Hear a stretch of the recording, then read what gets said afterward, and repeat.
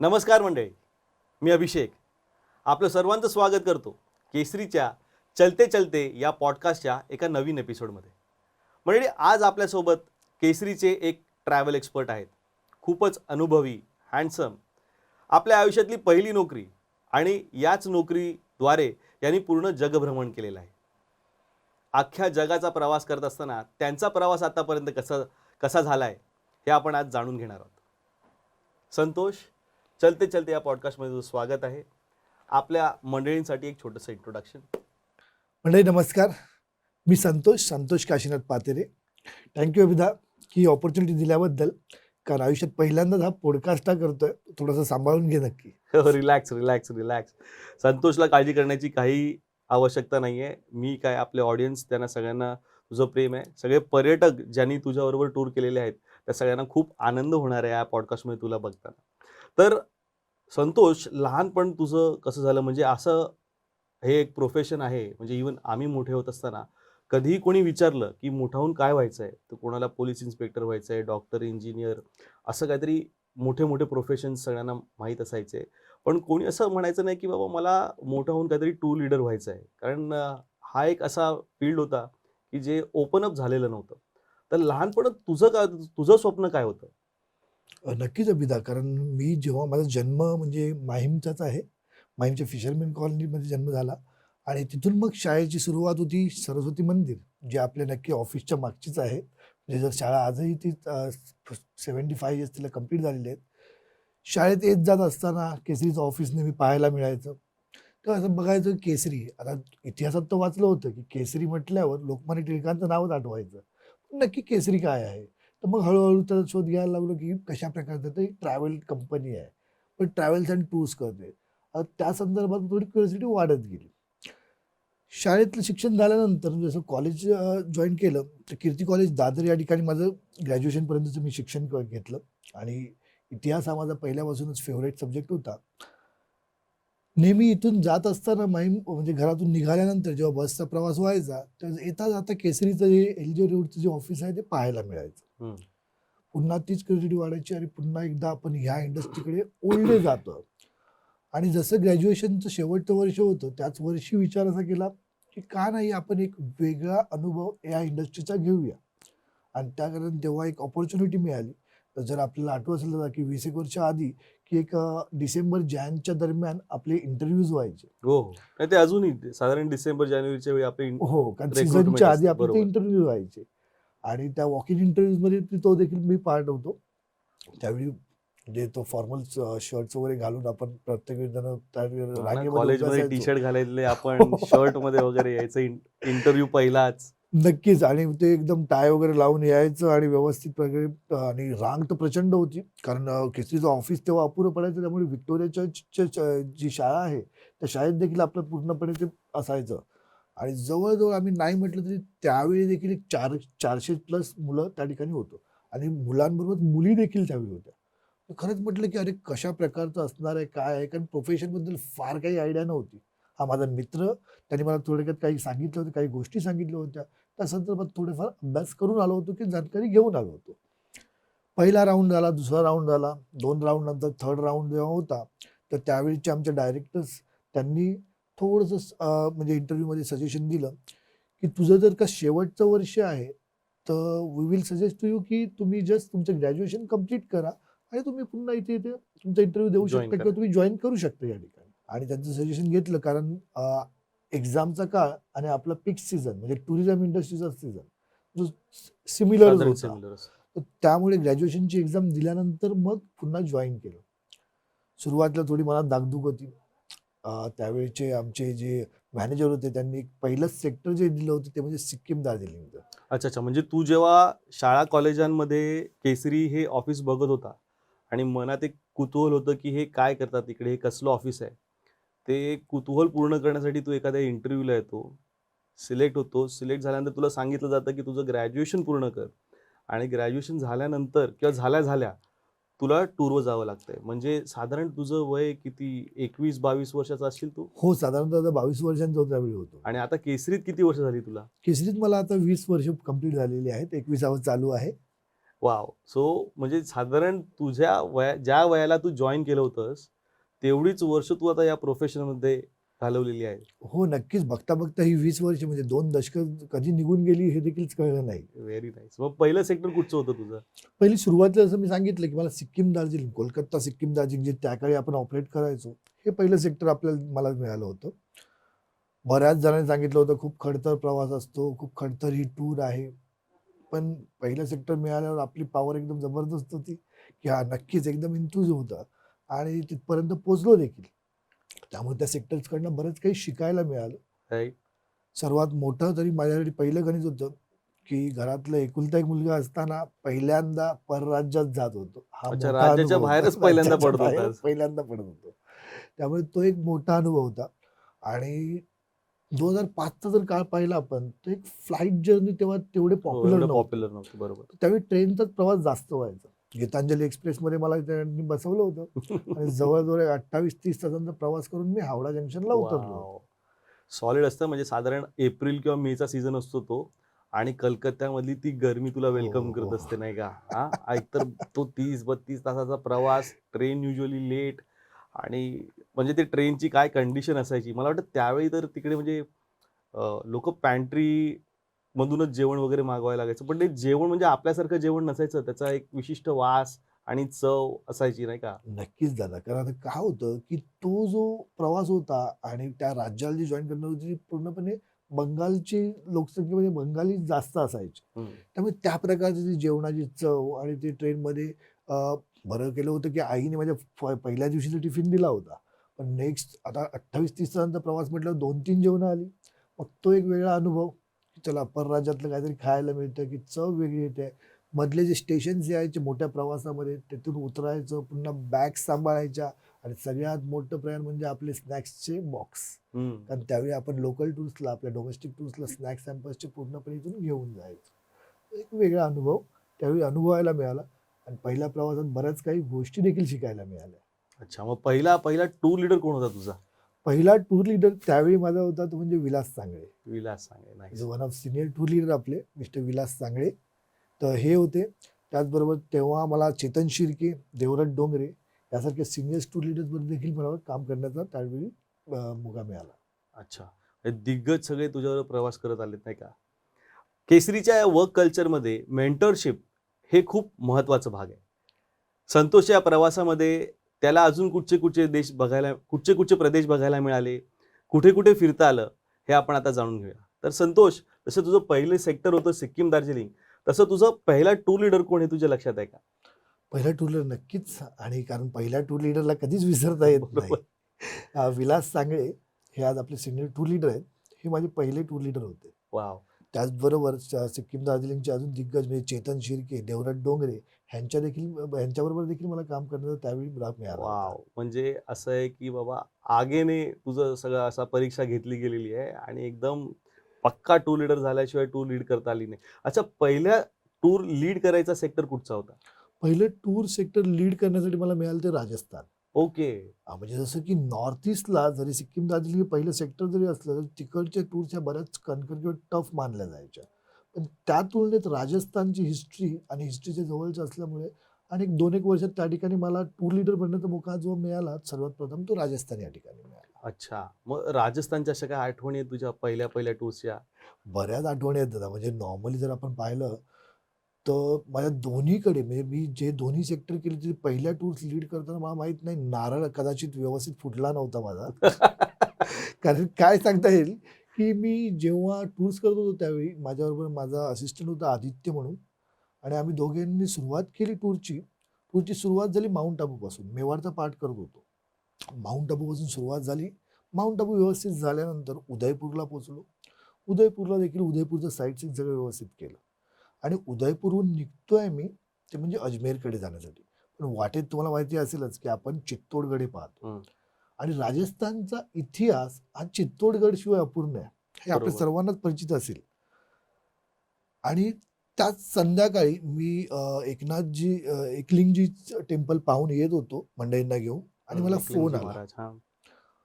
Phone असा आला, की माझे जे चित्तोडचे जे ऑटोवाले होते फरमानभाई म्हणून, त्यांनी फोन केला.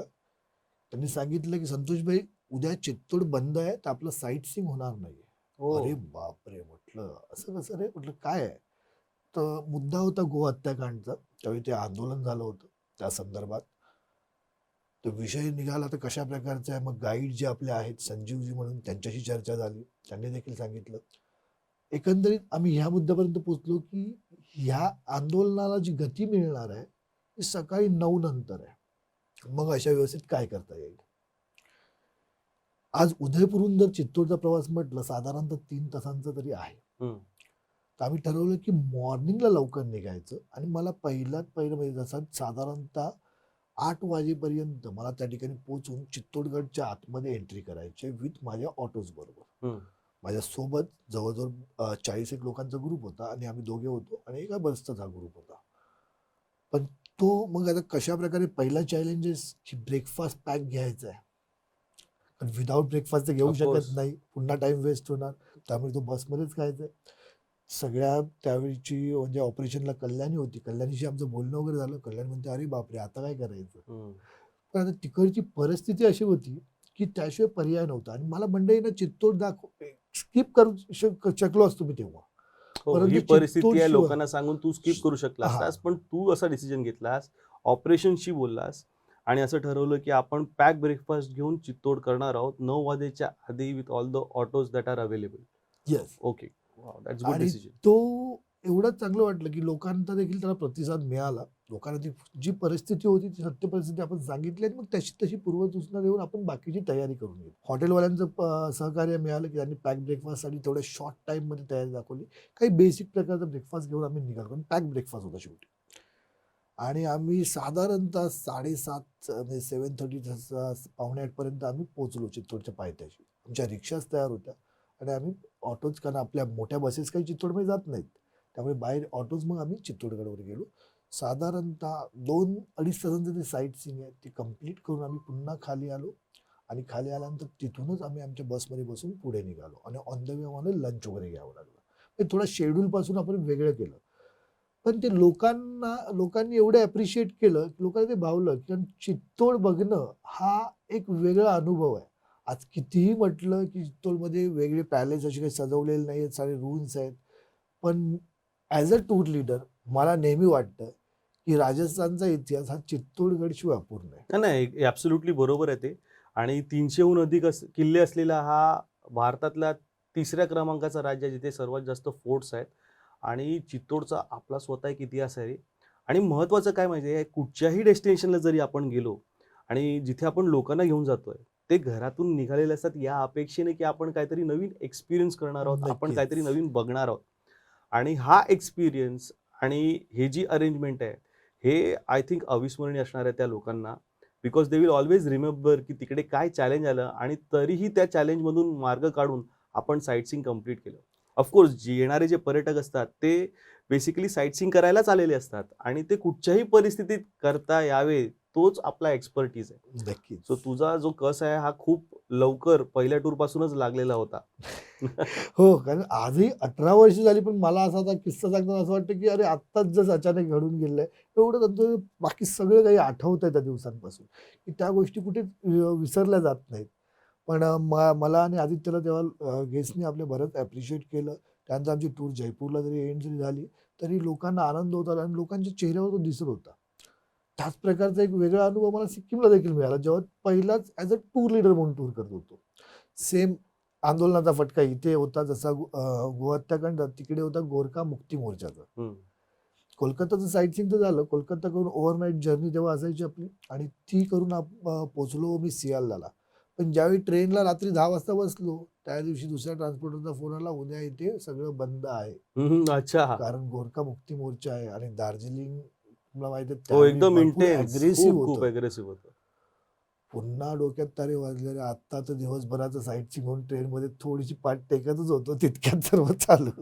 पुन्हा मॅडमला आपल्या कल्याणी मॅडमला त्यावेळी योगायोगाने कल्याणीच ते ऑपरेशन तेव्हा देखील सांभाळत होती आणि तिला फोन केला मी आणि फोन झाल्यानंतर मग सांगितलं विदिन अ नेक्स्ट 10 आवर्समध्ये आपल्या ऑपरेशन टीमनी जी तेव्हा तत्परता दाखवली होती ती वाखाणण्याजोगी होती. कारण त्या 10 to 12 आवर्समध्ये आपल्या अशा प्रकारच्या सिच्युएशनमध्ये होतो की आपण पुन्हा मला कारण न्यू जलपाईगुडीला उतरून पुन्हा 4 ते 4.5 तासांचा प्रवास करून गँगटॉकला पोहोचायचं होतं. तिकडे हॉटेल होतं. पण बसेस काही जाऊ शकत नव्हत्या बिकॉज ऑफ दॅट आंदोलन वेगळ्या उग्र सुरुवात होतं ना, की बसेस तोडफोड देखील होऊ शकते, लोकांच्या जीविताला धोका देखील होऊ शकतो. आणि त्या तत्परतेने त्या ओव्हरनाईटमध्ये एक हॉटेल न्यू जलपाईगुडीला आपल्या कंपनीने म्हणजे केसरीने पूर्ण ठिकाणी अरेंज केलं. लोकांना ऑलरेडी रूमपर्यंत घेऊन गेलो आम्ही. त्या ठिकाणी हॉटेल्समध्ये रूम्स वगैरे दिल्या, ब्रेकफास्ट वगैरे केलं आणि मग लंचच्या वेळी आपण बाकीची सर्व जी परिस्थिती आहे त्यांना सांगितली गेली.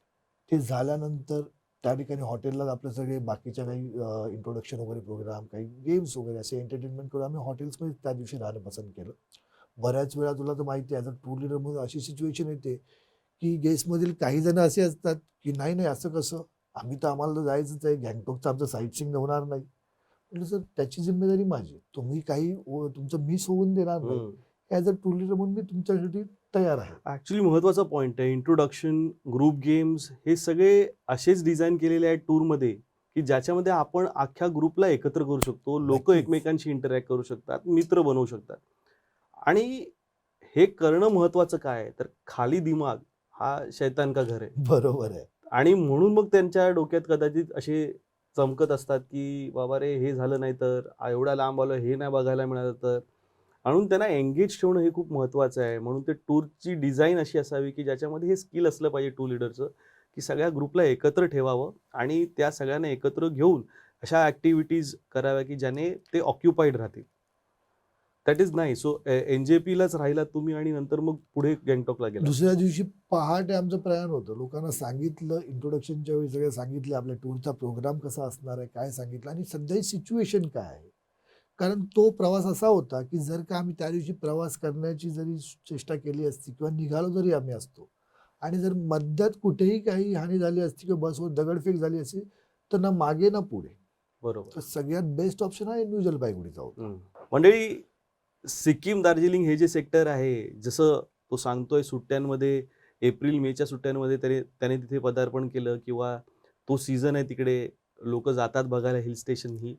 पण तुम्हाला खरी ब्युटी बघायची असेल तर या नोव्हेंबर-डिसेंबरमध्ये सुद्धा सिक्कीम, दार्जिलिंग हे अतिशय देखणं असं हिल स्टेशन्स आहेत आणि सुपर्ब व्ह्यूज तुम्हाला कांचनजंगाचे आणि हिमालयाचे बघायला मिळतात तिकडे. And it is just amazing the way you can experience it.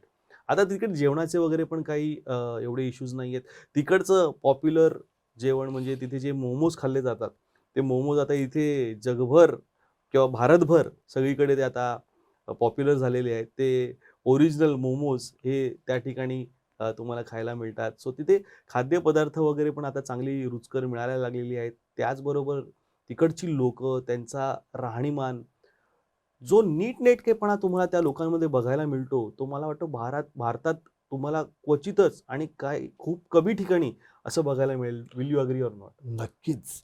कारण सिक्कीम हे राज्य जर का मी 2005 पासून 10 पर्यंत 5 एक वर्ष त्या टूर्स केल्या. पण ज्यावेळी आता मी जस्ट फॅमिलीबरोबर जेव्हा जाऊन आलो 5 इयर्स बिफोर पॅन्डेमिक, त्यावेळी एक वेगळ्या स्वरूपात त्या ठिकाणी पाहायला मिळालं. म्हणजे नीटनेटकेपणा हा तेव्हा देखील होताच, साफसफाई हे होतं. पण आता हे राज्य टुरिझममध्ये इतकं प्रगत झालेलं आहे की बाकीच्या राजस्थान किंवा केरळसारख्या राज्यांना देखील याची दखल घ्यावी लागली आहे. आणि खूपच छानपैकी त्यांनी डेव्हलप केलेलं आहे. टुरिझमच्या बाबतीत सेफ्टी देखील तितक्याच प्रकारची आहे. आणि जसं तुम्ही जेवणाबद्दल सांगितलं, मोमोज म्हटलं तर आता देखील मला माझ्या तोंडाला पाणी सुटलं. असे मजेदार सेक्टर आहे ना, म्हणजे आय वॉज सो हॅपी रे, की ते मैं हूं ना जेव्हा पिक्चर आला होता आणि it was shot at that Yes. दार्जिलिंगमध्ये हो, आणि हो, ते हो. सगळे रस्ते आणि ते स्कूलच्या बिल्डिंग्स आणि ते सगळं बघायला होतं. अरे इथे आपण गेलो होतो, इथे अरे काय मजा आली होती. तरी त्या आठवणी पिक्चरमध्ये बघायला आपली एक और मजा असते नाही का? खरंच, खरंच. कारण लोकांना जेव्हा त्यावेळेच्या काळी म्हणजे जेव्हा यायची लोक, तेव्हा पहिलं तर राजेश खन्नाचा मेरे सपनों की रानी. कारण दार्जिलिंगची जशी तुम्ही ट्रेन पाहता, टॉय ट्रेन, ती बघितल्यानंतर लागलीच म्हणजे असं होतं ना, की लोकांना ते राजेश खन्नाचे विसर घातलेलं ते सॉन्ग पटकन लोकांच्या तोंडावर उडायचं. नो डाऊट की आजही ते स्टेशन, आजही ती टॉय ट्रेन त्या ठिकाणी आहे आणि लोकं त्याचा आनंद नक्कीच घेतात. मजा येते त्या ठिकाणी. म्हणजे आजही फिरायला धमाल येते आणि तिकडचं वेदर म्हणजे ऑसम. तर तुम्ही म्हटलं की अदर हिल स्टेशनशी कंपेअर जर केलं तर सिक्कीम एका वेगळ्या पातळीतलं आहे. सिक्कीम, दार्जिलिंग हे एक वेगळं सेक्टर तुम्हाला त्या ठिकाणी बघायला मिळेल. तर असं आता संतोषच्या भारतातला प्रवास, सिक्कीम, राजस्थान हे सेक्टर्स त्याने कसे केले हे तुम्ही ऐकलत. जाणून घेऊया संतोष, तुमचा पहिला इंटरनॅशनल प्रवास हा कुठे होता आणि हाऊ वॉज इट? हा एक गमतीचा भाग आहे, कारण जेव्हा डोमेस्टिक्समध्ये जवळजवळ 4 एक वर्ष काम केल्यानंतर एक ऑपॉर्च्युनिटी मिळाली 2010मध्ये, तेव्हा साऊथ ईस्टचे दरवाजे उघडले गेले आणि पहिलीच टूर होती थायलंडची, द लँड ऑफ फ्रीडम. तिथून जी सुरुवात झाली, थायलंडची टूर करता करता पुढे मग सिंगापूर, मलेशिया, हाँगकाँग, मकाव, शेंजेन, मॉरिशस, दुबई, असा हा प्रवास पुढे पुढे चालत राहिला. तो इंटरनॅशनलचा तो एक पहिलं पाऊल म्हणजे थायलंडचं होतं. मग ॲक्च्युली सिक्कीम, दार्जिलिंगहून जेव्हा तू इंटरनॅशनलला वळालास, तेव्हा तुला गाईड करण्यासाठी कोणी होतं? ॲज अ टूर लीडर म्हणशील की ॲज अ गाईड म्हणून, कारण त्या ठिकाणी आपले डोमेस्टिक गाईड्स आपल्याबरोबर तिथे असतातच. पण इथून बऱ्याच वेळी माझे जे सिनियर्स जी मंडळी असायची, म्हणजे माझे मित्र, त्यांनी बऱ्यापैकी मला तिथे सपोर्ट केला. म्हणजे अमित असेल, जयंत असेल, त्यांच्याकडनं बरंच काही शिकण्यासारखं मिळालं. त्यांच्याकडून काही टिप्स मिळाल्या, त्याच्यातून पुढे जाऊन मला त्यातून अभ्यास करायला मिळाला त्या ठिकाणी, आणि ते बरंच सोयीस्कर गेलं. ओके. सो इंटरनॅशनल टूरला जात असताना टूर लीडरचा अभ्यास असणं खूप महत्त्वाचं आहे.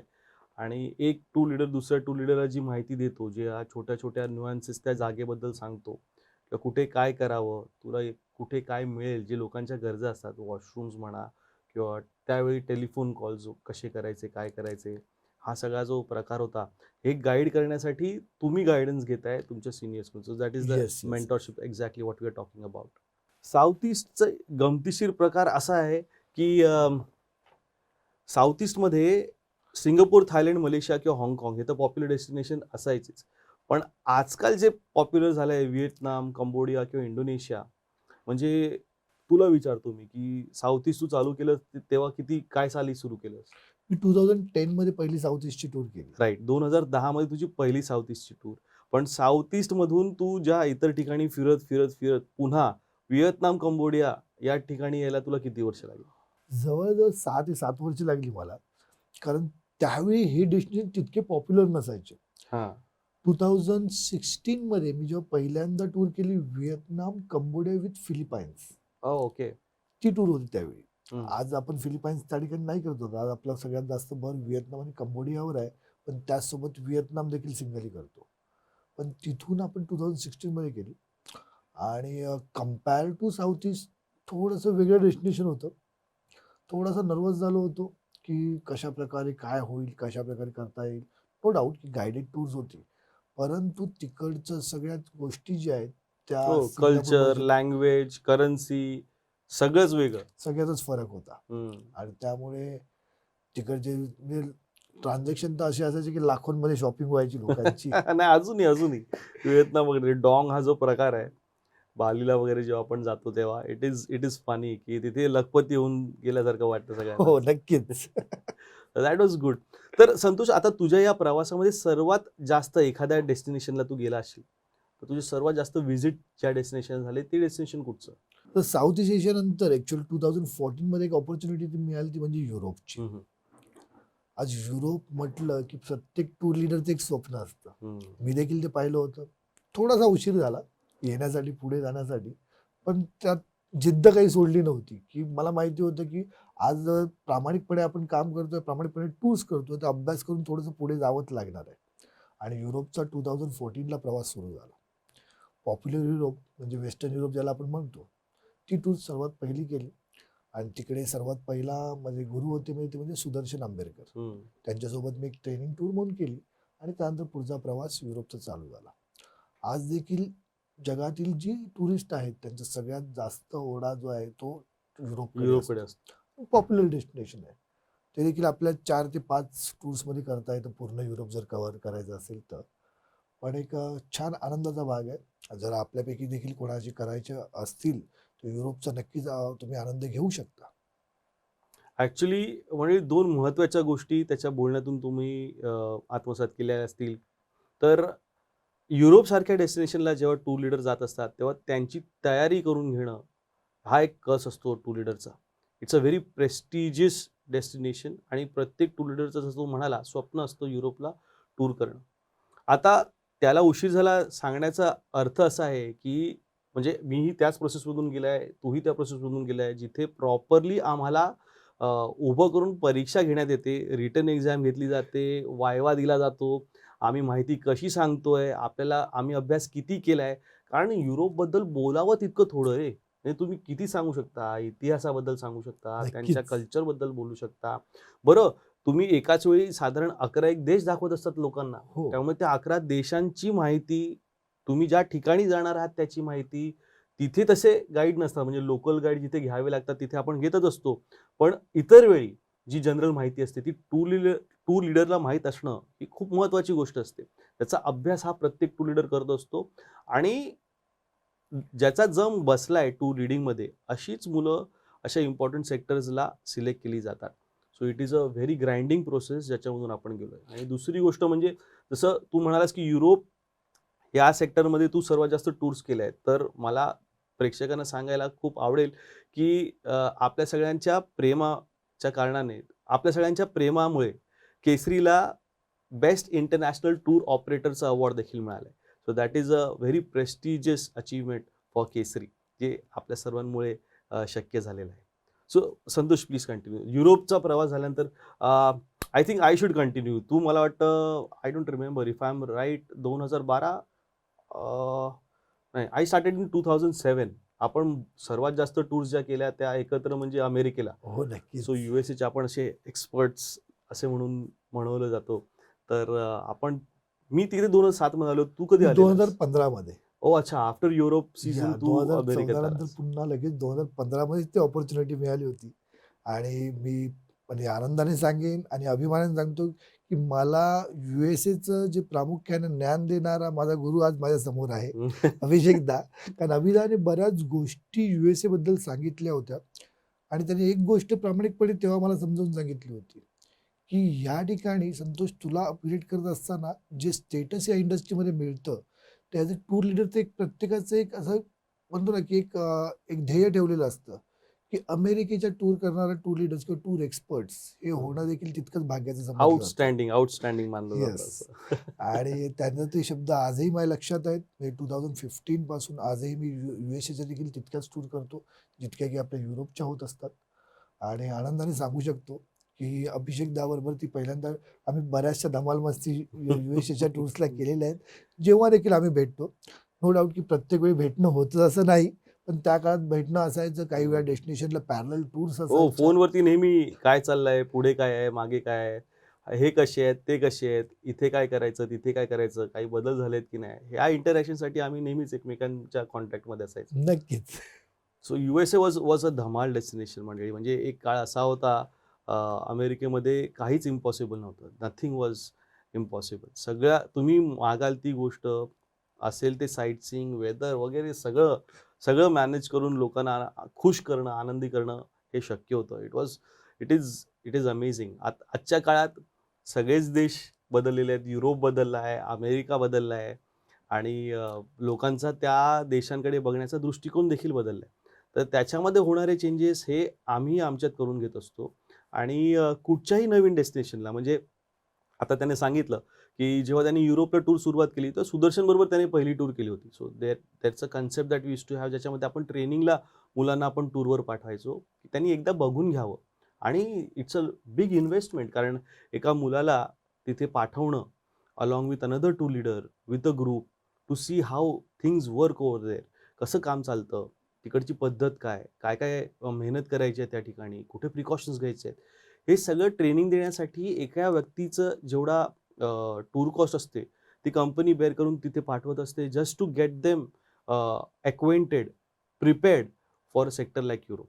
ऑलराईट. सो ही सगळी बॅकग्राऊंड तुम्हाला सांगण्यामागची कारण एवढंच आहे, की खूप एक्सपिरियन्स टीम ही तुम्हाला तिथे लीड करत असते. And we always try and do our best to give you the best experiences and best memories when it comes to tours with us. So हे जे पॅशन आहे एखाद्या टूर लीडरच्या आतमध्ये, की आपण हे डेस्टिनेशन्स दाखवायचं आहे, आपल्याला हे दाखवायचं आहे, आपल्याला अमुक गोष्ट सांगायची आहे.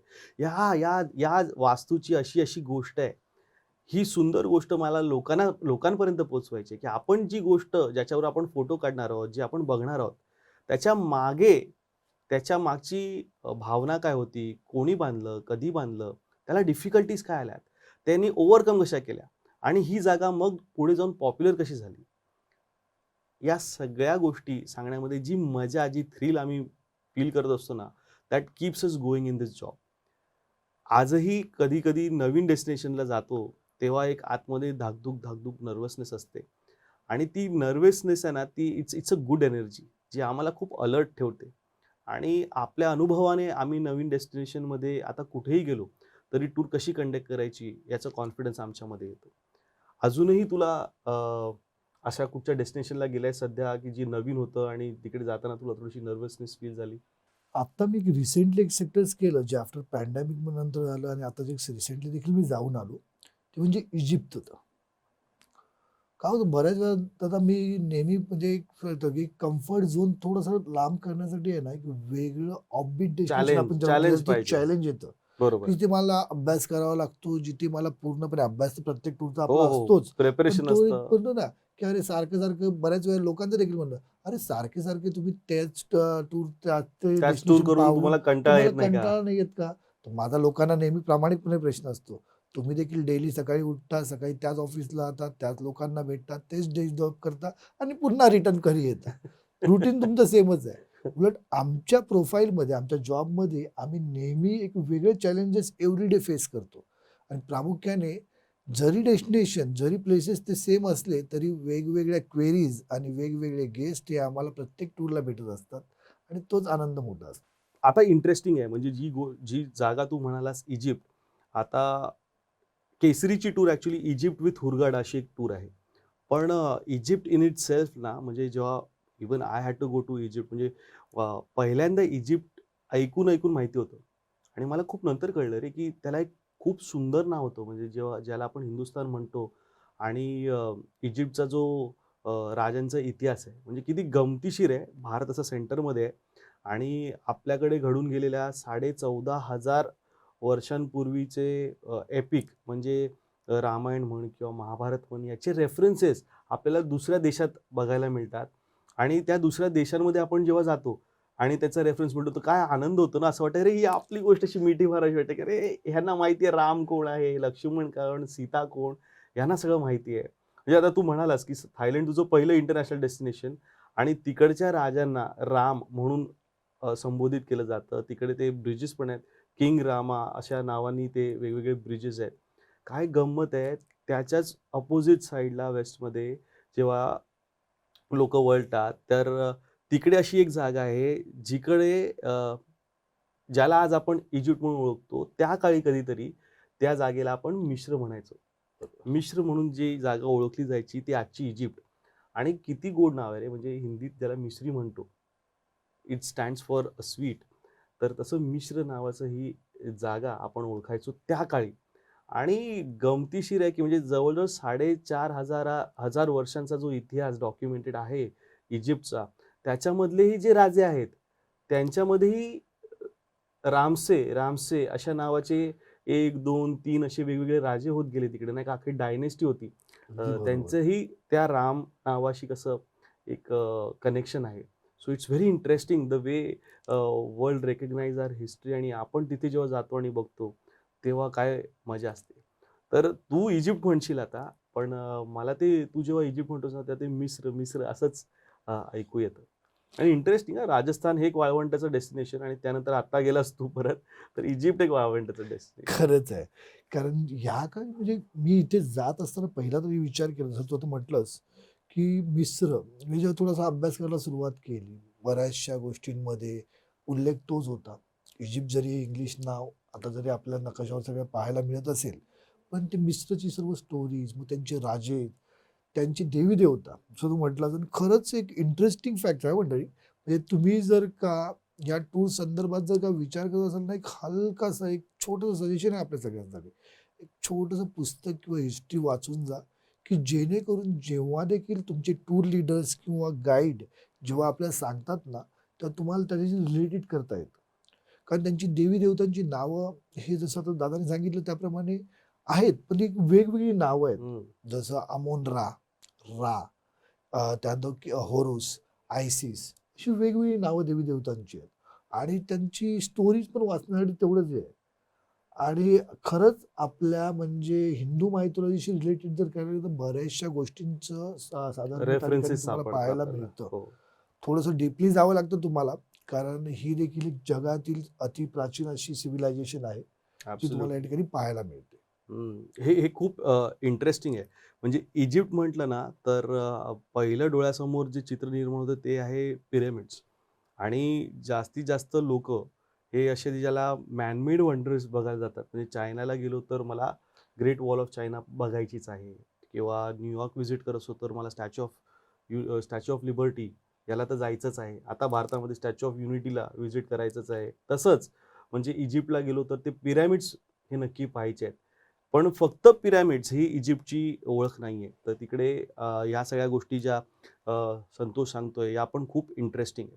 तर जसं तू म्हणालास, की तुझा अभ्यास सुरू झाला इजिप्त या डेस्टिनेशनसाठी. तर अशा कुठच्या गोष्टी तू पाहिल्या असतील? फॉर एक्झाम्पल आपण जेव्हा तयारी करतो, तेव्हा आपण एक साधारण आपली आयटिनरी बघतो. त्यानंतर तिकडच्या डेस्टिनेशनची नावं काय आहेत, ते आठवण्याचा प्रयत्न करतो. त्यानंतर आपण तिथे काय बघणार आहोत, याची थोडीशी माहिती घेतो. फाइंड आउट करतो, की तिथे लोकल सपोर्ट कसा असणार आहे, एजंट कोण आहेत, आपल्याला इथून किती पैसे न्यायचे आहेत, आपल्याला काय-काय डिलिव्हरेबल्स आहेत. तर तुझी तयारी या अनुषंगाने जरा तू सांगितलीस तर बरं होईल. नक्कीच आपली ही जी टूर आहे ना, जशी सुरुवात जसं सांगितलं, की पहिले सर्वात प्रथम असतो आमचा अभ्यास सुरुवातच होतो आमच्या आयटिनरीपासून, की आपल्या टूरमध्ये काय आहे? ह्या टूरमध्ये एक थोडंसं एक जो म्हणतो ना, एक सिटी मला वेगळी वाटली. ती म्हणजे होती हुरगडा. इजिप्त विथ हुरगडा म्हणून आपलं टायटल आहे. What is exactly Hurghada? ते पहिल्यांदा बघितलं, अरे इट्स अ रिसॉर्ट सिटी. त्यानंतर पुढे येतोच त्या संदर्भात. पण एक हुरगडा म्हणजे जर म्हटलं त्या टूर संदर्भात पहिले 7 दिवस जेव्हा आपण पाहतो, तर जसं मी म्हटलं इजिप्शियन मम्मीज, इजिप्शियन तुमचं पिरॅमिड्स, त्यानंतर तिकडचे सिव्हिलायझेशन, तिकडची बोलीभाषा, तिकडचं क्युझिन ह्या संदर्भात सगळं बोललं जातंच. पण जेव्हा टूरची सांगता होते तेव्हा हुरगडा हे डेस्टिनेशन न विसरण्यासारखं आहे. आणि ते आपल्या टूरला अगदी हं. तिथे तंतोतंत मस्त छानपैकी आयटिनरी जुळून आणली आहे. तर त्या रिसॉर्ट सिटीचा मी तितकासा तेव्हा अभ्यास नव्हता केला. पण जे व्हिजिट केल्यानंतर जो आनंद मिळाला तो एक वेगळा होता. तर ह्याची जी सुरुवात जी आपण सुरुवातीला जे केलो म्हणजे कायरोपासून आपण करतोय. जे कॅपिटल सिटी ऑफ इजिप्त आहे. तर या ठिकाणी गिझाची जे ग्रेट पिरॅमिड्स ऑफ गिझा तर पाहणार आहोत हं, आपण, हं. जे जगातल्या आश्चर्यांपैकी एक आहे. काही टुरिस्ट जे आपल्यासारखी अशी काही म्हणतात ना, अशी टुरिस्ट आहेत, की ज्यांना जगातील आश्चर्य जे आहेत, 7 आश्चर्य, त्या सगळ्यांना व्हिजिट करायची असते. आणि त्यामुळे त्यांच्या बकेट लिस्टमध्ये प्रत्येक गोष्ट त्यांनी आवर्जून ती नमूद केलेली असते. आणि त्याचा सगळ्यात पहिला अनुभव हा तुम्हाला कायरोमध्ये पाहायला आय मिळतो. Um I am sure, I am sure. म्हणजे तो जे सांगतोय ते खूप महत्त्वाचं आहे. कारण ॲज यू नो आपण म्हणजे अमेरिका करत असताना आम्ही एम्पायर स्टेट बिल्डिंग या बिल्डिंगबद्दल खूप कौतुकाने सांगत असतो, की 1934-35 सालच्या दरम्यान बनवलेली ही बिल्डिंग ही जगातली सर्वात उंच बिल्डिंग अशी मानली जात असायची. त्याच्यानंतर तिकडे अजून ट्विन टॉवर्स आले. आजच्या काळी सर्वात मोठं बिल्डिंग म्हणजे आपली अ, बुर्ज बुर्ज खलिफा खलिफा. ही बिल्डिंग बघायला मिळते आणि आता असं म्हणतात की त्याच्याही पेक्षा मोठी बिल्डिंग आता अबुधाबीमध्ये येईल. सो कंटिन्युअसली एकापेक्षा एक मोठ्या मॉन्युमेंट्स तुम्हाला बघायला मिळतात आणि आम्ही बसमध्ये नेहमी सांगतो की एम्पायर स्टेट बिल्डिंगचा असा रेकॉर्ड आहे, तो जगातली दुसरी बिल्डिंग कदाचित मोडू शकत नाही आणि 42 वर्षासाठी सर्वात टॉलेस्ट बिल्डिंग म्हणून ओळखली जाणारी एम्पायर स्टेट बिल्डिंग नक्कीच. आजही तुम्हाला बघायला मिळते. गमतीशीर गोष्ट काय आहे, मी अमेरिका का सांगतोय, तर जेव्हा हे सांगत असताना इजिप्तला जायच्या अगोदर मला हे माहिती नव्हतं. ए हा जो पिरॅमिड ऑफ गिझा ज्याच्याबद्दल तो सांगतोय, तर हे पिरॅमिड ऑफ गिझा हे मानवनिर्मित man tallest structure in the world जेव्हा बनवलं तेव्हा होतं आणि हे टॉलेस्ट स्ट्रक्चर किती वर्ष असावं? Any guesses? एनी गेस की किती वर्ष हे टॉलेस्ट स्ट्रक्चर आहे मॅन स्ट्रक्चर? जवळ-जवळ 4000 वर्ष. Yes, my yes. God! Of course. Until London beat it. It was the tallest man structure in the world. काय, काय आर्किटेक्चर असेल आणि कसे बनवले असतील हे पिरॅमिड? या पिरॅमिड्स बद्दल अजून सांग ना प्लीज संतोष. प्रामुख्याने जसं तू आता दादा उल्लेख केला, की जगातील सर्वात उंच स्ट्रक्चरपैकी एक हे त्या काळी होतं आणि आजही ते उभं आहे. महत्त्वाचं जेव्हा लंडनच्या चर्चने त्याचा रेकॉर्ड तोडला, ते चर्च आज तितक्या स्वरूपात नाही आहे. पण आजही ह्या जे गिझाचे जे पिरॅमिड्स आहेत, हा एक किंवा 2 पिरॅमिडचा समूह नाही, तर जवळ-जवळ त्या काळी 118 पिरॅमिड्स त्या ठिकाणी होते. Correct, correct. 118 पिरॅमिडचा आपल्याला आतापर्यंत रेफरन्स हां. मिळतो. आणि प्रत्येक किंगने जेव्हा त्यांना तिकडे किंगपेक्षा जास्तीत जास्त फारोस किंवा फिरॉन्स म्हणून म्हटलं जातं. तर फारोस म्हणून म्हटलं जायचं. त्या प्रत्येक फारोजने आपल्या काळामध्ये एक पिरॅमिड बांधला होता. अच्छा. ॲक्चुअल जर पाहायला गेलं तर इजिप्शियन लोक हे भरपूर धार्मिक लोक आहेत. हं. आज जरी ऑफिशियली इस्लामिक धर्म जरी त्या ठिकाणी त्यांचा असला, तरी देखील जर इजिप्त जर पाहायला गेलं, तर त्या ठिकाणी तेव्हा फारोसच्या काळामध्ये तेव्हा ते प्रत्येक धर्मावर त्यांचा एक वेगवेगळा विश्वास आहे आणि आजही त्यांच्या देवी देवतांमध्ये जर तुम्ही पाहायला गेलं, तर सूर्य देवता हा मुख्य देवता म्हणून म्हटला जातो. राह. ते रालाच ते आजही फॉलो करतात. बाकीचे बऱ्याच देवी देवतांची लिस्ट आहे, म्हणजे जवळ-जवळ 2000 देवी देवता त्यांच्याकडे पाहिले जातात. त्या ठिकाणचे जी काही वास्तुरचना केली होती किंवा म्हणतो ना वास्तुस्थापत्याचा एक अजब नमुना जो 5000 वर्षापूर्वी त्यांनी बांधलेला आहे, जो आज तुम्हाला पिरॅमिडच्या स्वरूपात पाहायला मिळतो. बरेचसे अंश त्यांनी पिरॅमिड्समध्ये ठेवलेले आहेत किंवा अदर्स म्युझियममध्ये देखील ठेवलेले आहेत. पण गिझाच्या ह्या पिरॅमिड्समध्ये आजही 3 पिरॅमिड्स असे आहेत, जे त्या ठिकाणी तुम्हाला व्यवस्थितरित्या हो, बघता इंटॅक्ट येतात इंटॅक्टमध्ये आहे ते. आणि अगदी प्रामुख्याने बघता येतात त्या कॉम्प्लेक्समध्ये. आणि त्यातल्या एका पिरॅमिडमध्ये आपलं एंट्री देखील करता येतं आणि आपण नक्कीच जर तुम्ही केसरीसोबत आहात, तर आपण त्या प्रकारची अपॉर्च्युनिटी नक्कीच घेतो, की गेस्टना आपण एका पिरॅमिडच्या आतमध्ये घेऊन जातो, की एक्झॅक्टली कशा प्रकारचं आतमधली बनावट आहे आणि बाहेरचं स्ट्रक्चर आणि आतमधलं स्ट्रक्चरमध्ये किती फरक आहे. हं. कारण त्यावेळी असं मानलं जायचं, की ते जे राजे किंवा ते जे फारोज होते, ते असं समजायचं, की आफ्टर डेथ आफ्टर लाईफ देखील एक लाईफ असते, की ज्याच्यासाठी ती जगण्यासाठी आपण जर का कर्म चांगले केलेले असतील, तर त्या प्रकारचं कर्मानुसार आपल्याला ती लाईफ मिळते. हं, हं. तर त्याच प्रकारची मान्यता त्यांची देखील होती. आज देखील आपल्याकडे बहुतांशी लोक हे कर्मावर बिलीव्ह करतात आणि त्यांनी त्या काळी आपल्या आवडीच्या काही गोष्टी फक्त त्या बरोबर ठेवून द्यायच्या त्या पिरॅमिड्समध्ये, हं. की जेणेकरून मला त्या आफ्टर गोष्टींची लाईफमध्ये आफ्टर पण लाईफमध्ये ते पण ते यूज करता हां. येतील अशी. मग एखादी कुठली माझी आवडीची गोष्ट असेल, तर ती माझ्या पिरॅमिडमध्ये म्हणजे असायला बघ हवी. ना, आपल्याकडे ते पान दाखवायची पद्धत आहे आणि त्याच्यामुळे सगळ्या आवडीच्या त्या व्यक्तीच्या सगळ्या पदार्थ ठेवलेले असतात आणि आपण कावळ्याला बोलवतो. अशी साधारण पद्धत तिकडेही बघायला मिळते, जिथे ते मेल्यानंतरही त्यांच्या सगळ्या प्रिय वस्तू त्यांच्याबरोबर प्रवास करतील, या अनुषंगाने बरोबर. त्यांच्याबरोबर ठेवलं जायचं. हां. एक गमतीची गोष्ट अशी आहे ना मंडळी, की जेव्हा इजिप्तला जात होतो, तेव्हा one of my cousins I have म्हणजे स्वप्नील दादा म्हणून आहे आणि तो म्हणालास, की "माहिती इंटरेस्टिंग जागेवर जातोयस."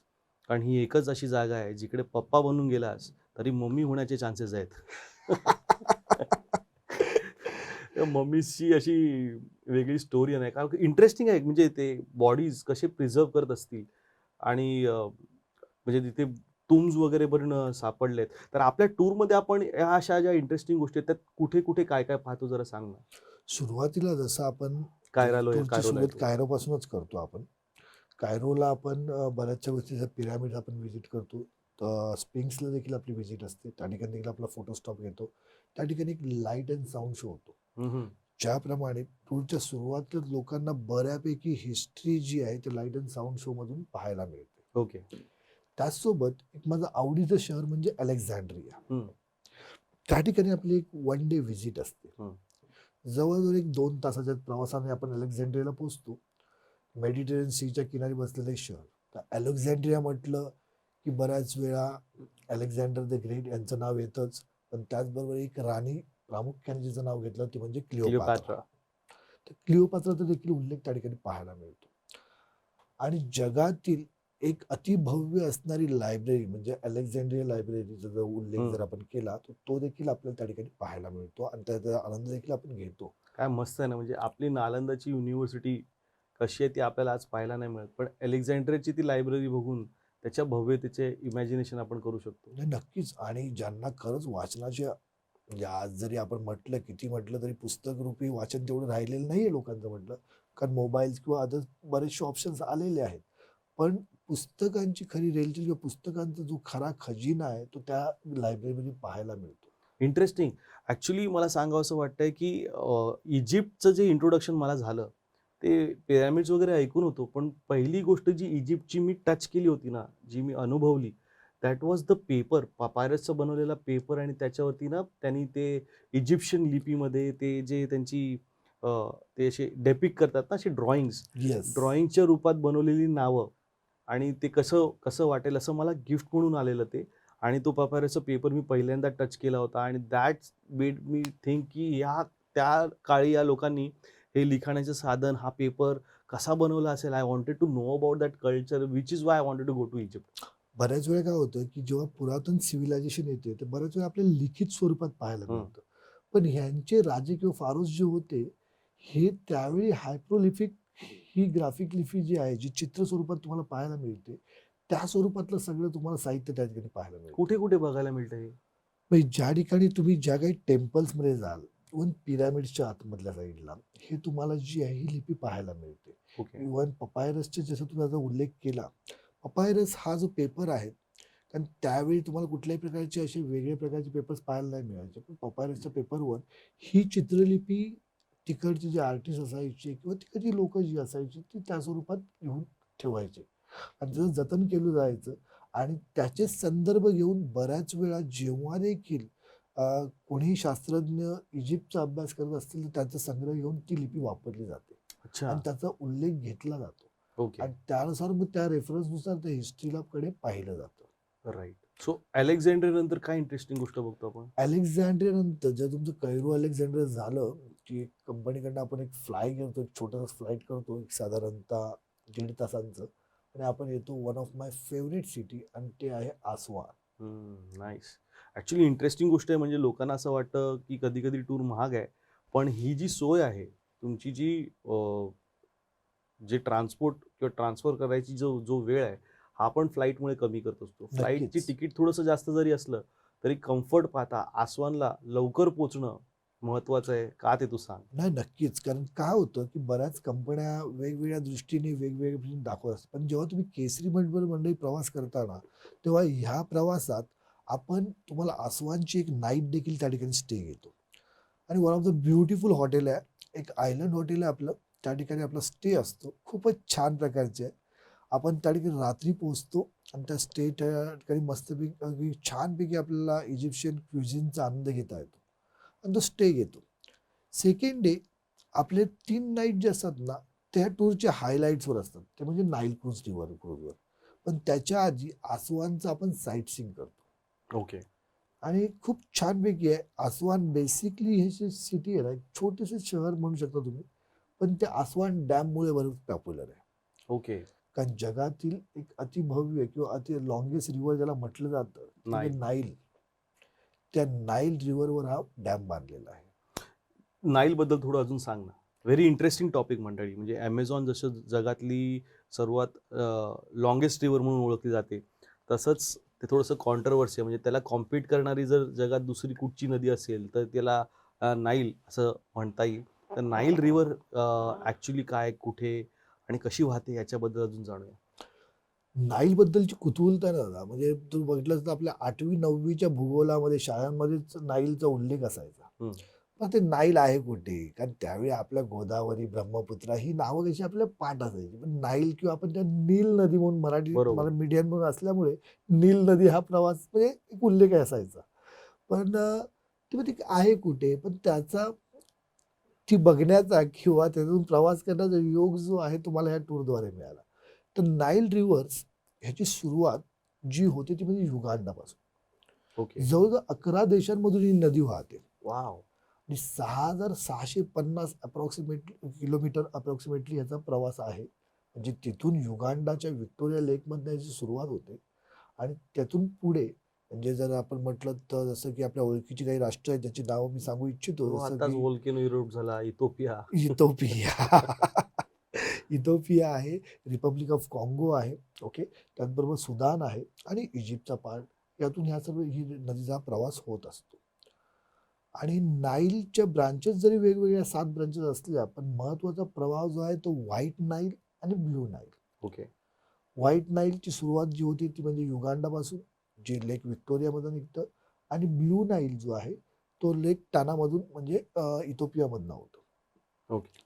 आणि हा प्रवास पुढे इजिप्तकडे येऊन संपतो, तो म्हणजे मेडिटेरियन सी मध्ये. राईट. पण ह्या प्रवासात ही रिव्हर बरंच काही ह्या वाळवंटीय प्रदेशातनं वाहून येत असते. आणि त्याला पूरही येत असतो. प्रत्येक वर्षी त्याला पूर येत असतो. हम्म.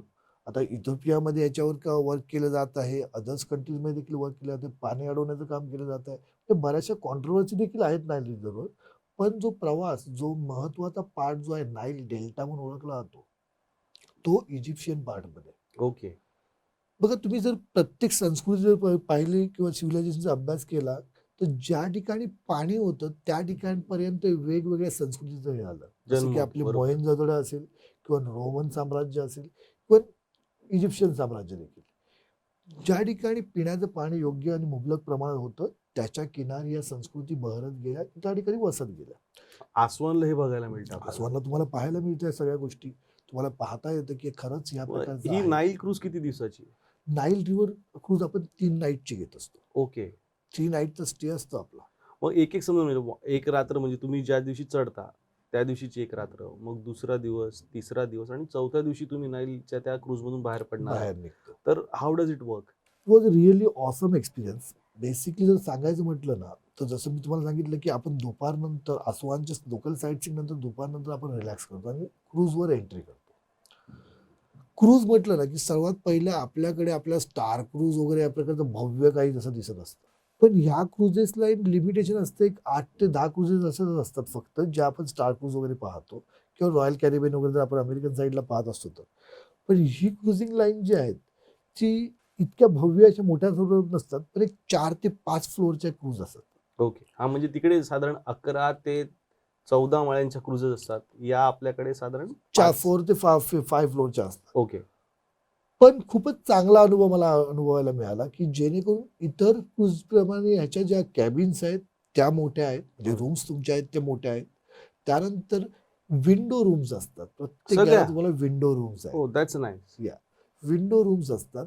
इव्हन तुम्हाला ओपन डेक जाण्यासाठी त्या ठिकाणी तुम्ही ओपन डेकला गेला तर ओपन डेकला मस्तपैकी पहुडू शकता.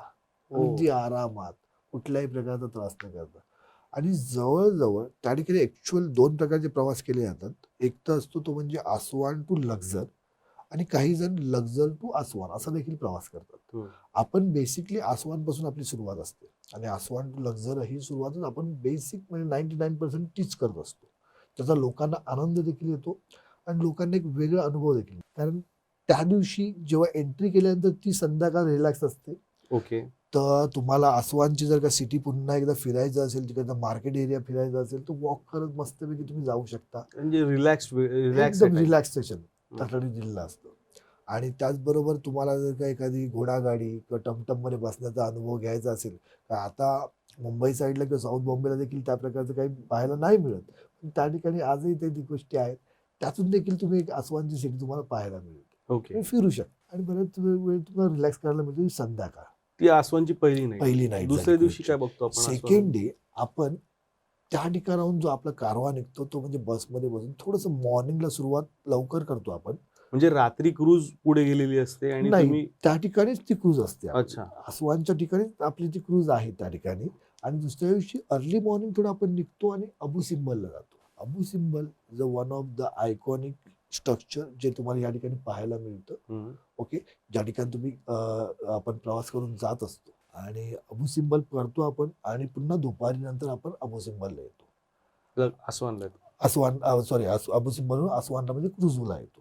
आणि त्यानंतर आपण आल्यानंतर मग दुपारच्या लंच नंतर क्रूज पुढे प्रयाण करायला सुरुवात करते. सो ती आसवानहून कुठे जाते आता? आसवानकडनं पुढे जो प्रवास जो आहे तो आपला होतो तो म्हणजे एडफूकडे. इजिप्त विथ हुरगाडाच्या या टूरवरती आपण आता नाईल नदीचा प्रवास करतोय. या नाईल नदीचा प्रवास 3 रात्रींचा असतो आणि आपण काय काय बघतो हे आपण जाणून घेतोय संतोषकडनं. तर संतोष, आसवानला जेव्हा ही बोट असते आणि आसवानचं पहिली रात्र झाल्यानंतर दुसऱ्या दिवशी आपण कुठे निघतो? आसवानच्या पहिल्या रात्रीनंतर थोडं रिलॅक्स केल्यानंतर सेकंड दिवशी आपण निघतो ते म्हणजे अबू सिम्बलकडे. अबू सिम्बलचा एक प्रवास जो डेझर्ट एरियामधनं आपण या ठिकाणी करत असतो. एक मस्तपैकी बसेसचा कारवा त्या ठिकाणी प्रवास करून जात असतो. अबू सिम्बल या ठिकाणी पोहोचल्यानंतर त्या लेक किनारी किंग रामसेस सेकंड आणि नेफ्रितरी, क्वीन नेफ्रितरी ह्यांची टेम्पल्स त्या ठिकाणी आहेत. अति भव्य अशी टेम्पल्स आहेत. त्या ठिकाणाचा आपण पाहतो आणि टेम्पल्सला व्हिजिट केल्यानंतर पुन्हा आपण क्रूजकडे रिटर्न येत असतो. त्या रात्री ती क्रूज आसवानलाच तिकडेच असते आपली पहिल्या रात्री. सेकंड डे आफ्टर लंच, म्हणजे जेव्हा आपण लंच केल्यानंतर आफ्टर लंच ही क्रूज पुढे प्रयाण करते, ती म्हणजे कोमंबोकडे. काही नावं मंडळी बरीच अशी आहेत जी साधारण जसं कोमंबो. आता ही कसं लक्षात ठेवायचं? आता हे लक्षात राहतं, लोक म्हणतात काय कोणतं मोंबो, कोमंबो. जेव्हा मोगॅम्बो म्हटलं जातं तेव्हा कोमंबो लक्षात राहतं. कारण बऱ्याच गोष्टी काय होतं की हे जे उच्चार आहेत किंवा ही नावं जी आहेत ती आपल्याला तेवढी फॅमिलियर नसतात, हा, ते तेवढं टंग ट्विस्टर लक्षात सारखी नाही राहत. वाटतात. हा, तर संध्याकाळी आपण कोमंबोच्या टेम्पलला पाहतो. कोमंबो टेम्पलला व्हिजिट करतो आपण आणि त्या मस्तपैकी नाईट विजनमध्ये किंवा नाईटच्या लाईट्समध्ये आपल्याला त्या ठिकाणी कोमंबो व्हिजिट करता येते.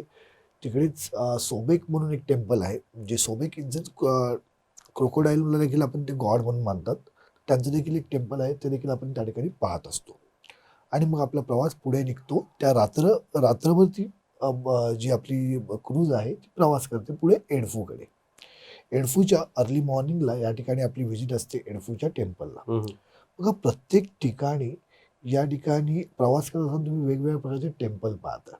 तर एडफूचं हे टेम्पल जे आहे ते गॉड होरुस म्हणजे फाल्कन गॉड याला डेडिकेट केलेलं आहे. तर ते देखील आपल्याला व्हिजिट करता येतं. त्याचं देखील आपण पाहतो आणि पुन्हा आपण आपल्या क्रूजवर रिटर्न येत असतो. ओके.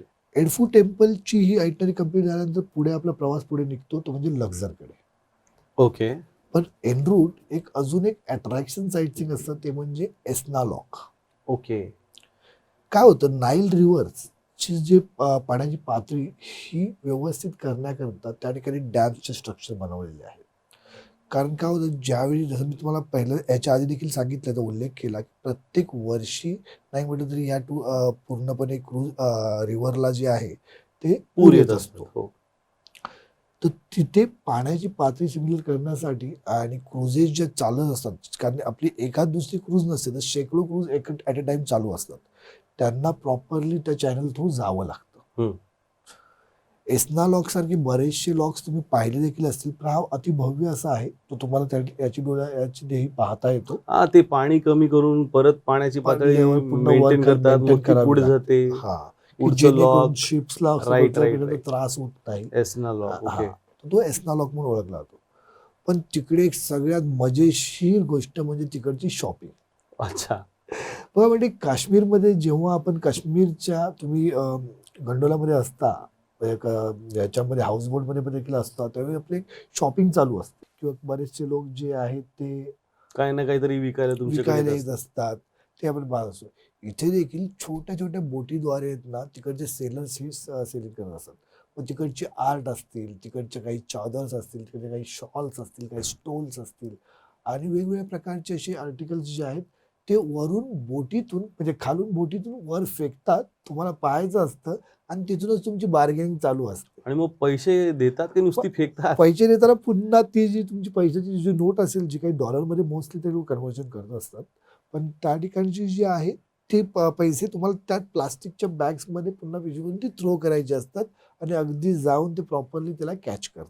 काय म्हणतो? आणि एक वेगळा अनुभव आहे. क्रिकेट टीम कशी नाही, खरंच, कारण त्यांचा एक प्रॉपर थ्रो तुमच्या शिप्सच्या डेकवर येतो आणि तिथून जिथे तुम्ही असता तुम्हाला दाखवलं जातं खालून डिझाईन कशा प्रकारची आहे, कुठला कलर हवा आहे, त्याचं थ्रो केलं जातं आणि ती थ्रो केल्यानंतर ती वस्तू तुम्हाला पाहता येते आणि त्यानंतर तुम्ही बार्गेन करता आणि जर तो रेट तुमचा मॅच करत असेल तर नो डाऊट. सो हे करन्सी कुठची आहे तिकडची लोकल करन्सी? लिरा. आता हे सगळं शॉपिंग झाल्यानंतर मग तिथून पुढे कुठे जातो आपण? इजिप्शियन पाऊंड आहे, लिरा जॉर्जिया झाला. इजिप्शियन पाऊंड होतं ते खूप दिवस, असे खूप देश फिरून आलं की असं होतं. आता तिकडची करन्सी तू सुरुवात कर तुझी. तर तिकडच्या लोकल करन्सीच्या इजिप्शियन पाऊंडपेक्षा डॉलरमध्येच कन्व्हर्जन जास्त केलं जातं आणि डॉलर यूज केले जातात आणि टुरिस्टिक डेस्टिनेशन असल्यामुळे डॉलर इझिली ॲक्सेप्ट देखील केले जातात. ओके. आणि तिथून पुढे मग आपण संध्याकाळी पोहोचतो, ते म्हणजे लक्झरमध्ये. ओके. तर लक्झर हे नाव बऱ्याच ठिकाणी, जसं आपण जसं की जेव्हा तुम्ही वेगसला हॉटेलच आहे लक्झर, त्या लक्झरच्या पिरामिड शेपचंच ते हॉटेल आहे, जे अमेरिकेत ज्यांनी टूर केली असेल त्यांना आयडिया असतेच त्या नावाची. पण लक्झर एक सिटी आहे आणि ज्या ठिकाणी कर्नाक टेम्पल तुम्हाला पाहायला मिळतं. ते कर्नाक टेम्पल जे आहे आज बॉम्बेमधील कर्नाक बंदर जसं आपण जे नाव ऐकलेलं आहे त्याच सिमिलर ते नाव देखील आहे. तर कर्नाक टेम्पलला आपली व्हिजिट असते. कर्नाक टेम्पल देखील एक अतिभव्य असं टेम्पल आहे ज्या ठिकाणी आपण प्रॉपरली त्या ठिकाणचं पूर्ण साईट सीइंग करत असतो. जर संध्याकाळच्या वेळेला त्या ठिकाणी आपल्याला देखील बऱ्याच कर्नाक सिटीमध्ये फिरता येतं. थोडी काही शॉपिंग्स वगैरे असतील, स्पायसेस वगैरे पाहिजे असतील तर Karnak is a best place to shop there. त्या ठिकाणी तुमची शॉपिंग देखील होते आणि पुन्हा त्या रात्री आपण क्रूजवर येतो रिटर्न. ती रात्र आपली क्रूज त्याच ठिकाणी असते, लक्झरच्याच ठिकाणी. आणि सकाळच्या वेळेत आपण ब्रेकफास्ट करून क्रूजवरनं डिसेंबर करत असतो. अच्छा अच्छा. सो लक्झर पासून ही आपली क्रूजचं नातं तुटतं. तर म्हणजे त्या क्रूजवरती जेवणा वगैरे खाण्यापिण्याचं सगळ्या सोय असतात ना? अगदी बरोबर. कारण एकदमचे जर जेवणाचं पाहिलं ना तर प्रत्येक गोष्ट त्या ठिकाणी तुमची आहे. जर का तुम्ही अस्सल फूडीज आहात, कारण इजिप्त कंट्री करायला जेव्हा लोक येतात तेव्हा ते फर्स्ट टाइम ट्रॅव्हलर कधीच नसतात. ऑफकोर्स. बऱ्याच वेळा ते पूर्ण जग फिरलेले असतात आणि त्यानंतर काही स्पेशल कंट्रीज ज्या त्यांच्या आवडीचे आहेत, जे दर्दी टुरिस्ट म्हणतो ना आम्ही, दर्दी टुरिस्ट, की त्यांना एक वेगळं काहीतरी पाहिजे असतं. त्यांना माहिती असतं की अशा काही ऑफबीट टूर्सला काही जेवणाचे लिमिटेशन्स येतात. आपल्याकडे सगळीकडे भारतीय पद्धतीचं जेवण तुम्हाला लिमिटेड स्वरूपात मिळतंच त्या ठिकाणी. मोठ्या सिटीजमध्ये सगळीकडे भारतीय रेस्टॉरंट्स आहेत. हा, पण क्रूजवर तुम्हाला इजिप्शियन स्टाईलचं फूड त्याचबरोबर तुम्हाला इतर कॉन्टिनेंटल फूड देखील एन्जॉय करण्याचा मौका म्हणजे हमस, पिटा ब्रेड म्हण किंवा फलाफल म्हण, हे सगळ्याची रिलचेल असतेच. अगदी other than the dry fruits that are known over there. अगदी चीज बरोबर. वगैरे सगळं मिळतं, फ्रुट्स खूप वगैरे छान आहेत. फ्रुट्स देखील त्यांचे मस्त ओके असतात. ओके. कारण काय होतं की जी क्रूज जिथून प्रवास करत असते हा पूर्णपणे नाईल बँकचा जो प्रवास जो आहे तो टोटली जर पाहिला तर तिथे ऍग्रिकल्चर सगळीकडे आहे. त्यामुळे फ्रेश प्रोड्यूस तुम्हाला क्रूजवरती कुक करायला मिळते. Correct correct. खूप चांगल्या प्रकारचे म्हणजे लोकांच्या खाण्याबाबत तरी कुठल्याही प्रकारच्या तक्रारी नसतात. ओके. खूपच चांगल्या प्रकारे तुम्ही एन्जॉय करू शकता. ओके. सो आता हा इजिप्तचा पोर्शन संपतो लक्झरला आणि मग इथून आपण येतो, म्हणजे असं आपण म्हणतो की लॉस एंजेलिसला येईपर्यंत आपला मेन कोर्स चालू असतो आणि खरी स्वीट डिश जी आहे ती सॅन फ्रान्सिस्को आहे आणि ती शेवटी खायला मजा येते. तसंच मला वाटतं आता इजिप्तची टुरिस्ट संपत आणि आपण जेव्हा हुरगाडाला येतो तर that is the sweet dish of this tour. नक्कीच. तर मागच्या 7 दिवसात काय होतं की हा जो प्रवास आहे ना, सगळ्या इजिप्तची हिस्ट्री, त्या ममीज, ते फारोज, ते गॉड्स, हे सगळं ऐकून ओव्हरवेल्मिंग आहे सगळं. ओव्हरवेल्मिंग म्हणजे नो डाऊट की त्या खूप छान आहे. पाहण्यासाठीच लोक आलेले असतात. पण एक वेळ असं होतं की अरे Mental fatigue. संतोष, की हा तर खूपच चांगलं बघितलं. सो व्हॅली ऑफ किंग्स वगैरे देखील आपण लक्झरला पाहतो. त्या दिवशी आपण लक्झरला उतरल्यानंतर तिथे स्पेशली आपलं जे असतं तुतनखामूनचं टोम जे आहे, जो यंग किंग म्हटला जातो, तुतनखामून, ज्याचं मम्मीज आजही चांगल्या स्वरूपात आहे, ते देखील तुम्हाला त्या ठिकाणी तुतनखामूनच्या टोम्समध्ये पाहायला मिळतं. आणि स्पेशली केसरी बरोबर तुम्ही जेव्हा जाता तेव्हा एक्सक्लुझिव्हली आपण त्या टोमला व्हिजिट करतो. कारण काय होतं, बऱ्याचशा गोष्टी हिडन कॉस्टमध्ये येतात. बऱ्याचशा कंपन्यांचे वेगवेगळे असतात, त्यांची फक्त व्हॅली ऑफ किंग्सला व्हिजिट असते, पण ह्या टोम्सच्या देखील वेगवेगळ्या तिकीट्स असू शकतात आणि त्या तिकीट्सची काही जणांचा कट मारला जातो. पण केसरीबरोबर त्या प्रकारचे कोणतेही प्रकार केले जात नाही. कारण ज्या ठिकाणी तुम्ही आलेला आहात त्या ठिकाणचं प्रॉपरली ते साईट सीइंग तुम्हाला व्हिजिट करता यावं याची पूर्णपणे काळजी केसरी घेत असते. हा सगळ्यात मोठा अनुभव तुम्हाला केसरीबरोबर घेता येतो. आणि व्हॅली ऑफ किंग्स झाल्यानंतर मग तिथून तुमचा पुढे प्रवास सुरू होतो, तो म्हणजे हुरगडाकडे. ओके. हुरगडा बेसिक ही रेड सीच्या किनारी एक रिसॉर्ट सिटी आहे. कारण हे नाव तितकंसं परिचलित नाहीये. आजही इंडियन मार्केटमध्ये हुरगडा म्हटलं पहिले लोक विचार करतात, अरे एक्झॅक्टली कुठे आहे कुठची बाबा भाजी हे? आहे? हे कुठली भाजी, हुरगड्याची भाजी की हरभऱ्याची भाजी? पण हुरगडा जर आपण पाहिलात ना, तर हुरगडा एक रिसॉर्ट सिटी आहे, ज्या ठिकाणी जगभरातील टुरिस्ट या ठिकाणी रिलॅक्स करण्यासाठी येतात. नो डाऊट जेव्हा तुम्ही केसरी सोबत आहात, तुमच्या 2 नाईटचं वास्तव्य आपण या ठिकाणी ठेवलेलं आहे. आणि ह्या 2 नाईट्समध्ये आपण पहिली संध्याकाळ तिकडे पोहोचल्यानंतर छानपैकी रिसॉर्टमध्ये आपला स्टे असतो. कारण 3 नाईट आपल्या क्रूजवर झालेले असतात. इकडे थोडंसं लिजर हवं असतं. नो डाऊट क्रूजवर देखील आपण लिजरमध्ये थोडं रिलॅक्समध्ये असतोच. पण या ठिकाणी आल्यानंतर रेड सीच्या किनारी आपला रिसॉर्ट्स असतात, ज्या ठिकाणी आपण स्टे घेतो. Break within a break. Yes.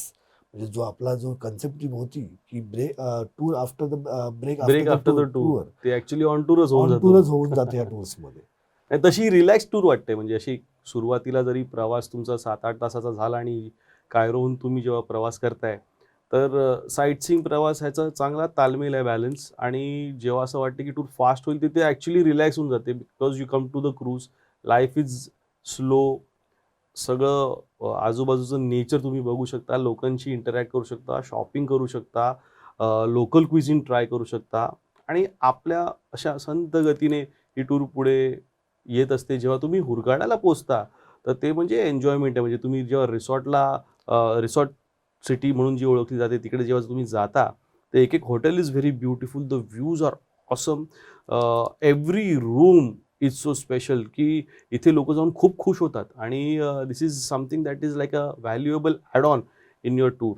आणि मला वाटतं हुरगाड्याहून तुम्ही परत येता where we start our return नाही, पण जर्नी. हुरगडाची मजा आपण इथे संपवत नाही होता. ओके. हुरगडामध्ये आपलं रेड सीला देखील व्हिजिट असते. अच्छा. स्पेशल यॉट आपले असते जे आपल्या ग्रुपसाठी एक्सक्लुझिव्ह क्या असते. बात आहे. आणि डीप सी मध्ये आपण जातो, रेड सी मध्ये. अच्छा. कारण लाल समुद्र हा सगळ्यांचे परिचित आहे, पण त्या लाल समुद्र एक्झॅक्टली कुठे गेल्यानंतर आपला प्रवास हा देखील तेवढाच आनंददायक आहे.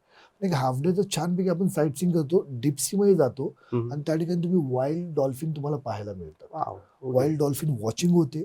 काही वेळा तुम्हाला त्यांच्याबरोबर स्विमिंग करण्याचा देखील अनुभव मिळतो.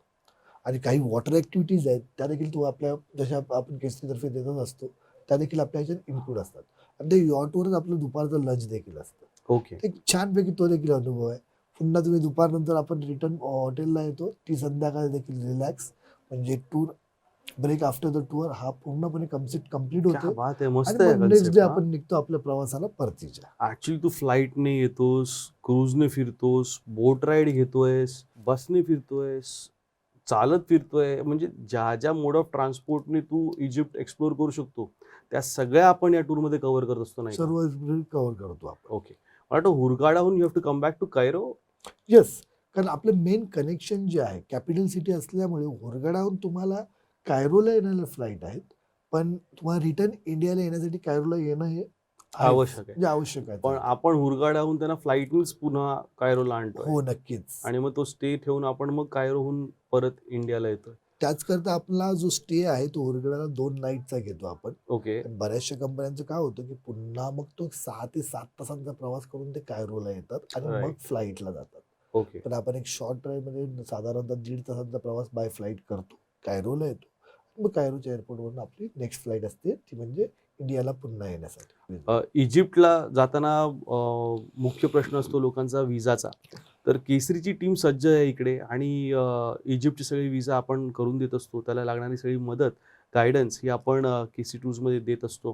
तेव्हा जे कुठचं तुमचं बुकिंग ऑफिस असेल तिकडचा रेस्पेक्टिव्ह विजा पर्सन हे तुम्हाला इजिप्तच्या विजाबद्दल अजून गायडन्स देऊ शकतो. So all our offices are equipped with specialist visa people who can guide you for this tour. Actually संतोषने आतापर्यंत या टूरबद्दल एवढं सगळं सांगितलंय. काय राहिलंय का याच्यामध्ये अजून? ह्या टूरचा पूर्ण जर अभ्यास केला ना, तर तुम्हाला ह्या टूरमध्ये जशी हिस्ट्री तर आहेच पुरातन, म्हणजे ॲस्ट्रॉनॉमीला तेव्हा देखील कशा प्रकारे त्यांनी पाहिलं होतं. त्यानंतर मेडिकल सायन्स ह्याचा देखील ह्या ठिकाणी तुम्हाला पाहायला मिळतं. कसे मम्मीज अजून देखील प्रिझर्व केलेले आहेत इतक्या हजारो वर्षानंतर देखील. हे देखील तुम्हाला या ठिकाणी पाहायला मिळतं. आणि खगोलशास्त्राचा एक वेगळा असा अभ्यास या लोकांनी केलेला आहे. आणि त्याचं आजही इतक्या वर्षानंतर ह्या सगळ्या गोष्टी हुबेहूब तुमच्या समोर जेव्हा येतात, तेव्हा खरंच असं वाटतं की त्या काळी ह्या कशा प्रकारे केल्या असतील, कशा घडवल्या असतील. हो, ॲक्च्युली असं सिव्हिलायझेशन आहे ज्याचं कुतूहल आजही लोकांना आहे. आणि म्हणूनच एवढ्या प्रमाणात एवढे पर्यटक इजिप्तला व्हिजिट करत असतात, राईट? नक्कीच. साधारण आपण एअरलाईन्स जे घेतो इजिप्तला जायला ते कुठचे असतात? आपली ॲक्च्युअली आपण डायरेक्ट फ्लाईट घेतो. मोस्ट प्रॉब्ली आपली इजिप्त एअर जी आहे ती आपण डायरेक्ट फ्लाईट घेत असतो. ओके. आणि तिकडे फिरताना आपल्याकडे लोकल गाईड्स आपल्या बरोबर असतात? हो, थ्रूआउट द टूर आपल्याकडे लोकल गाईड असतात. त्याचबरोबर इजिप्त जो पार्ट जो आहे थोडासा सेन्सिटिव्ह पार्ट मानला जातो. कारण टुरिस्टसाठी त्या ठिकाणी जे आहे बसमध्ये आपण बॉडीगार्ड देखील असतात किंवा लोकल पोलीस ज्यांना म्हणू शकतो ते देखील बरोबर असतात, जे मेन डेस्टिनेशनला आपल्यासोबत प्रवास करतात. ओके. पण हे खूप स्ट्रेसफुल गोष्ट नाही. It's not stressful with when you are travelling with a group. Okay. जेव्हा तुम्ही ग्रुपसोबत ट्रॅव्हल करताना मंडळी, तेव्हा ह्या गोष्टींची तुम्हाला काळजी करण्याची गरज नसते. प्रामुख्याने एक तर म्हटलं तिकडचे लोकल पोलीस हे आपल्याबरोबर असतात. त्याचबरोबर लोकल गाईड, त्यामुळे लँग्वेजचा प्रॉब्लेम नसतो. लोकल ड्रायव्हर्स हे आपल्यासोबत असतात. आणि केसरीचा आपला माणूस म्हणजे टूर लीडर हा देखील आपल्यासोबत त्या ठिकाणी प्रवास करत असतो. ओके. तर आपण सगळ्या प्रिकॉशन्स घेऊन वेल प्लॅन्ड आयटनरीने with pre booking of all your services ही टूर आपण करत असतो.